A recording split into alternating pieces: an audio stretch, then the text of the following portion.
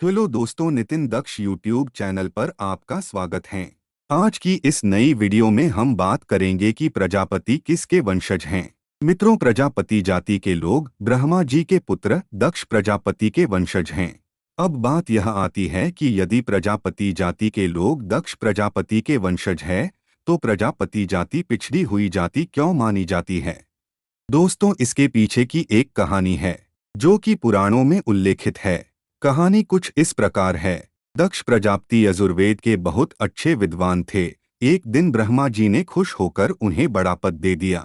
उन्हें इस पर बहुत गर्व हुआ और राजा दक्ष ने एक विशाल यज्ञ का आयोजन किया। सभी ऋषि मुनियों और देवताओं को आमंत्रण दे दिया गया। सभी ऋषि मुनि और देवता महायज्ञ में पधारे और उन्होंने अपना अपना स्थान ग्रहण किया। जैसे ही राजा दक्ष मंडप में पधारे, सभी ने खड़े होकर उनका आदर सत्कार किया, लेकिन ब्रह्मा जी और शिव जी अपने स्थान पर बैठे रहे। ये बात दक्ष प्रजापति को अच्छी नहीं लगी और उन्होंने कहा कि शिव जी मेरे दामाद हैं, उन्होंने मेरा आदर नहीं किया और इसलिए उन्हें इस महायज्ञ में भाग लेने का अधिकार नहीं है।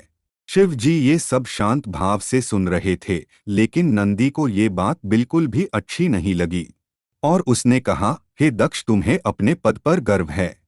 तुम भगवान शिव को केवल अपना दामाद न समझो, बल्कि तुमने तो ये बात कहकर उनका अनादर किया है। इसलिए मैं तुम्हें शाप देता हूँ। तुम्हारा समस्त वंश कलयुग में ब्राह्मण के नाम से नहीं जाना जाएगा। तुम्हारा वंश गैर ब्राह्मण से जाना जाएगा। नंदी के शाप के कारण तभी से प्रजापति जाति नीचे गिरती चली जा रही है। तो मित्रों, जानकारी कैसी लगी? यदि वीडियो अच्छी लगी हो तो वीडियो को लाइक और शेयर करें और हमारे YouTube चैनल नितिन दक्ष को सब्सक्राइब करना न भूलें।